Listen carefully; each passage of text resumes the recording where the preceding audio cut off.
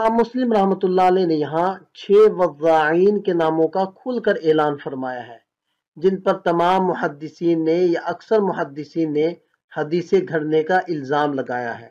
अल्लामा नबवी रहमतुल्लाह अलैह फरमाते हैं कि इन सब पर हदीसें वज़ा करने का शदीद इल्ज़ाम है, लिहाजा अलग अलग एक एक की वज़ा की दास्तान बयान करने की ज़रूरत नहीं।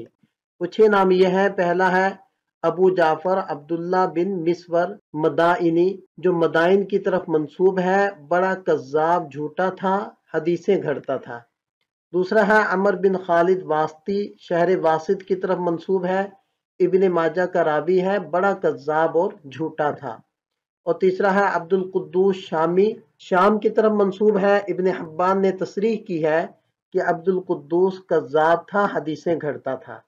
और मोहम्मद बिन सईद मसलूब शामी बादशाह ने इसको हदीसें घड़ने पर सूली पर लटका दिया था। अहमद बिन सालेह फरमाते हैं कि इस शख्स ने 4000 हदीसें घड़ ली थी। और गियास बिन इब्राहिम कूफी, ये भी हदीसें घड़ा करता था। और सुलेमान बिन अमर नखई, जिसकी कुनियत अबू दाऊद है, निहायत झूठा और मशहूर कज़्ज़ाब था। इब्ने हजर रहमतुल्लाह अलैह फरमाते हैं कि असहाब जरह व तादील के 30 इमामों ने इसको वाज़े हदीस करार दिया है। साबका सफ़े के ऊपर जिन वज़्ज़ाइन का नाम लेकर उनका मुख्तसर तज़किरा किया गया, उसका हवाला आप हज़रात के सामने है।